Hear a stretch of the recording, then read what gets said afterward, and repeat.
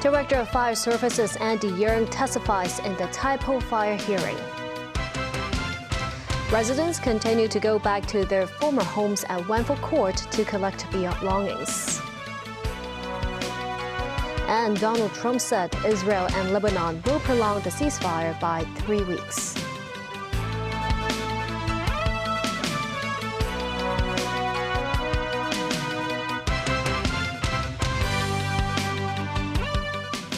Good evening, and thank you for joining us. The Independent Committee of Inquiry looking into the Wang Fuk Court fire continues its hearing today. At the session was Director of Fire Services Andy Yeung Yan Kin, the highest-ranking government official to testify so far. Director of Fire Services Andy Yeung arrived at City Gallery in Central this morning. When asked about the division of responsibilities between the Fire Services Department and the Buildings Department, Yeung said there's largely a clear division, with building materials falling under the Buildings Department, while fire hazards and enforcement actions, including issuing fire hazard abatement notices, fall within Fire Services' remit. But he said in practice, coordination with the Buildings Department is required to avoid overlapping enforcement. He admitted both departments could have collaborated better to deal with fire safety risks at the Tai Po estate, with shared responsibilities to oversee issues including the polyfoam boards and structural openings.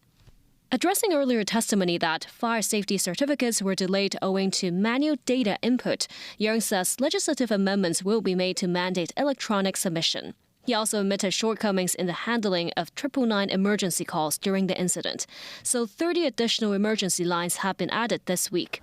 The committee also heard testimony from Tang Wing-Hwa, Assistant Director of Fire Services overseeing New Territories North. Tang served as on-site incident commander during critical stages on the day of the fire. He says while initial attempts were made to push to higher floors through turntable ladders, these efforts were hindered by falling debris, unstable conditions, intense heat, and smoke. He adds that the ladders were mainly used to contain the fire externally and prevent further spread rather than for conducting rescues. He says only one successful external rescue case of 3 people was reported at Wang Chung House.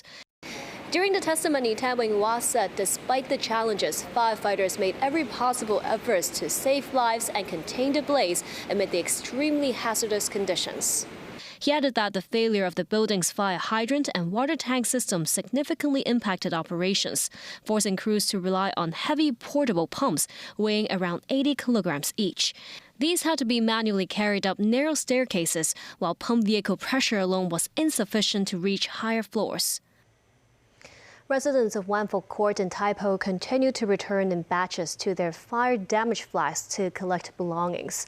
Some brought flowers to mourn neighbors who perished in the fire, while others continue to hope that the government will extend their visits to their former homes. Today, residents from 5 floors of Wang Chung House and 10 floors of Wang Yan House were granted access to their former homes. Braving morning rain, many hauled large boxes and suitcases to pack up their belongings. One resident from the 7th floor of Wang Chung House insisted on going upstairs despite a leg injury. He said he cannot risk missing the opportunity as his father passed away nearly a year ago. He had to retrieve a kettle his family had used for 30 to 40 years, filled with memories despite its worn condition. However, after 3 hours of packing, he said the kettle he remembered was gone. Instead, he took a large glass ashtray, a reminder of his father who was a smoker. Some residents have exercised more over the past weeks, knowing that they need to climb the stairs. Ms. Wu here said 3 hours was far from enough to sort through years of belongings and wished for another visit, so the whole family could spend time together in the flat one last time. Some residents also commemorate the lives lost in the blaze.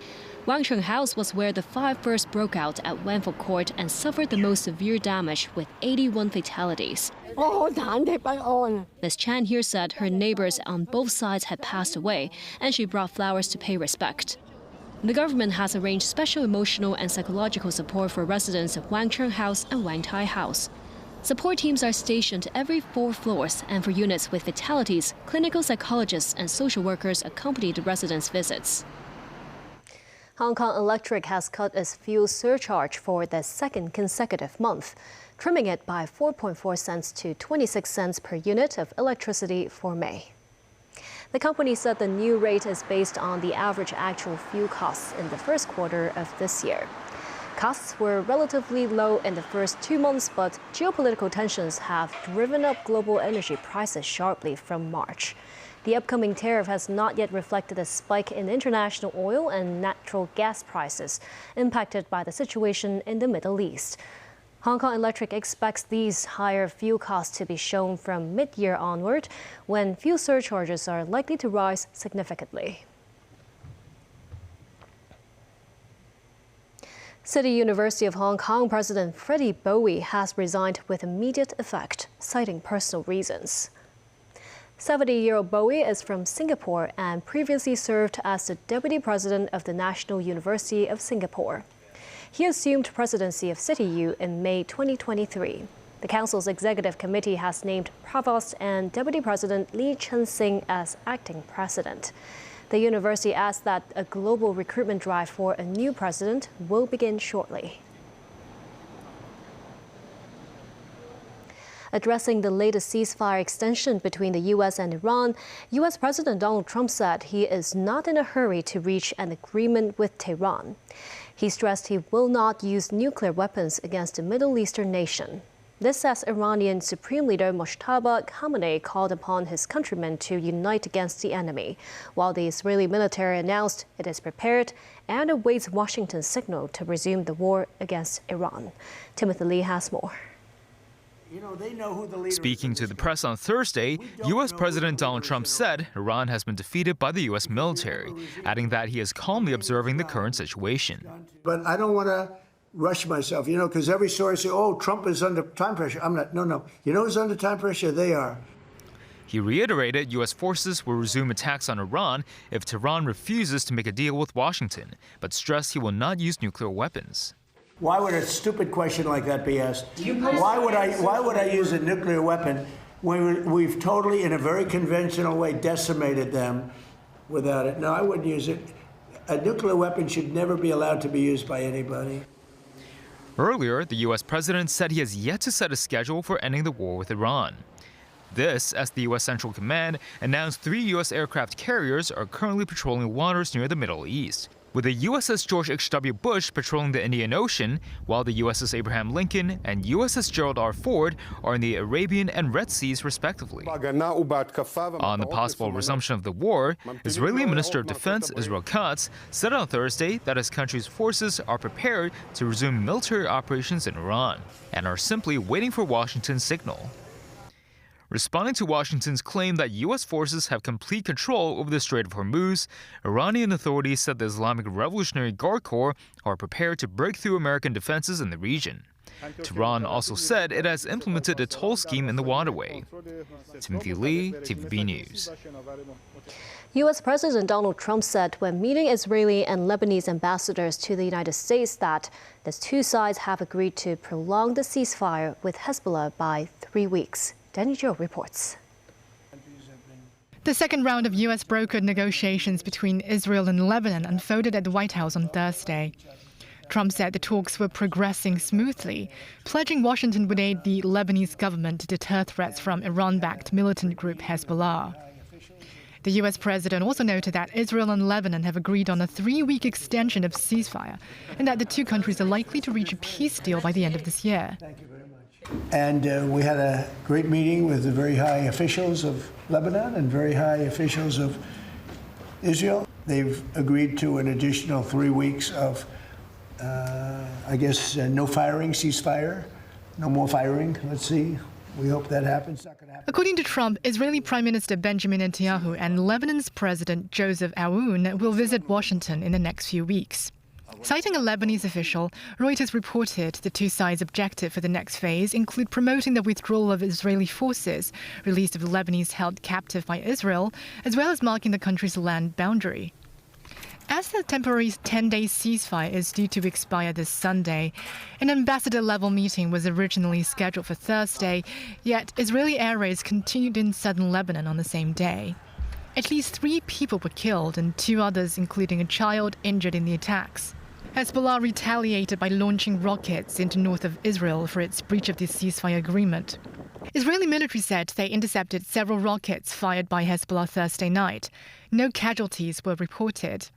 Data released by Lebanon's Disaster Risk Management Department showed Israeli attacks have caused over 2,400 deaths and more than 7,000 injuries in Lebanon since March the 2nd. Danny Zhou, TVB News. The U.S. Justice Department said on Thursday that a U.S. Army soldier involved in the seizure of former Venezuelan leader Nicolas Maduro has been arrested on charges of making around $400,000 US via betting on an online prediction market. As alleged in the indictment, the soldier used his access to classified information about the military operation to personally profit. Danny Zhou again. In the weeks leading up to Maduro's capture on January the 3rd, Gannon Ken Van Dyke, a 38-year-old master sergeant with the U.S. Army Special Forces, opened an account on prediction platform Polymarket and made wagers 13 times beginning on December the 27th, 2025, with the vast majority occurring the night of January the 2nd. Van Dyke was accused of making bets of about $32,000 US on the timing and outcome of Operation Absolute Resolve while in possession of classified non-public information. The Commodity Futures Trading Commission announced filing a parallel complaint against Van Dyke, which alleges that the Army soldier moved $35,000 US from his personal bank account into a cryptocurrency exchange account before U.S. forces would fly into Caracas and seize Maduro. The complaint also said the bets that Van Dyke made on the ousting of Maduro brought him more than $404,000 of profits. The man was arrested on counts of unlawful use of confidential government information for personal gain, wires fraud, and making an unlawful monitoring transaction. U.S. President Donald Trump said he's unaware of the case, but would look into it. Well, you know, the whole world, unfortunately, has become somewhat of a casino.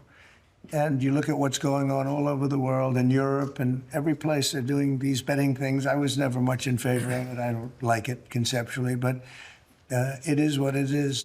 Danny Zhou, TVB News.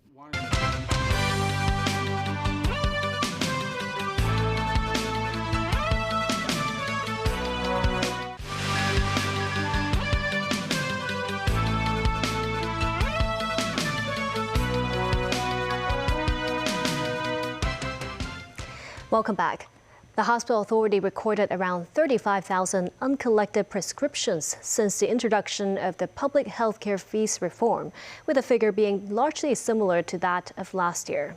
Around 70% of such cases consisted of patients having sufficient medication at home. But the hospital authority reminded that patients should acquire new medicine if their medication back home has expired. Timothy Lee reports. With the reformed public hospital fee system now in force, patients have to make separate payments to collect their prescriptions. Some residents shared their thoughts on the measure. This woman questioned whether you can take less medicine if you're afflicted with a health condition. While this man said he would tell his doctor not to give him new painkillers when his previous prescription hasn't expired yet. This, as some lawmakers said, many residents did not collect their prescriptions after the reform came into effect, largely owing to financial concerns. During the first quarter of this year, the hospital authority processed around 1.4 million medication slips, with 2.4% or 35,000 prescriptions remaining uncollected. The figure is similar to that of last year, prior to the reform at 2.2%. More than 70% of patients chose not to collect their medication after they consulted with their doctors, as they have enough medicine at home. Around 12% of these prescriptions consisted of painkillers and artificial teardrops, and are categorized as medication that should only be used when necessary. Timothy Lee, TVB News. Chief Executive John Lee has appointed Jess Siu-Tung as chairperson of the Competition Commission for a 2-year term starting May 1st. Jad, a senior counsel, has chaired the Independent Police Complaints Council and the Minimum Wage Commission. The government also announced the appointment of 7 new members to the competition watchdog, including economist Professor Terence Chung Tai Leung, while 8 existing members have been reappointed. Police arrested 12 people after dismantling a fraud syndicate suspected of setting up shell companies to scam the government's 80% loan guarantee scheme involving $25 million. Among the evidence seized were bank loan documents and bank cards. The case came to light in June last year after a bank reported the suspected fraud. Investigations found the group recruited individuals online to set up shell companies, offering payments ranging from several thousand to tens of thousands of dollars. A total of 14 applications were involved, amounting to $25 million. Over the past 2 days, police arrested 10 men and 2 women. Foreign Minister Wang Yi has arrived in Thailand in the second leg of his 3-nation tour in Southeast Asia. That's after Wang wrapped up his trip in Cambodia and met Senate President Hun Sen. Tracy Furness reports. In Bangkok, Foreign Minister Wang Yi met Thai Prime Minister Anutin Charnvirakul at Government House in the morning. Wang also held talks with his Thai counterpart. Thailand's Ministry of Foreign Affairs earlier said the two would co-chair the 3rd meeting of the China-Thailand Foreign Ministers Mechanism, aiming to deepen bilateral cooperation. Before Thailand, Wang Yi visited Cambodia and met with Cambodia's Deputy Prime Minister and Foreign Minister Prak Sokhonn. Wang stresses joint efforts to combat online scams are essential to protecting people's lives and property, and such crimes must be eradicated thoroughly and resolutely. Wang adds that China would continue to play a role to help rebuild trust between Cambodia and Thailand and provide more platforms for direct communication between the two sides. He also hailed Wednesday's inaugural China-Cambodia Foreign and Defence Ministers 2+2 strategic dialogue a success, reaffirming the friendship between the two countries. Wang says amid the turbulent and rapidly changing international landscape, China and Cambodia will deepen strategic mutual trust. Prak Sokhonn, meanwhile, addressed tensions along the Cambodia-Thailand border, thanking China for its mediation efforts. He also expressed hope Beijing would play an even greater role.